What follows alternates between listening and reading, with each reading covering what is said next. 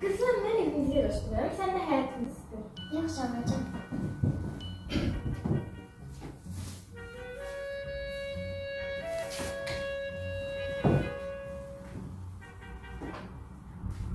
Ana, nədir?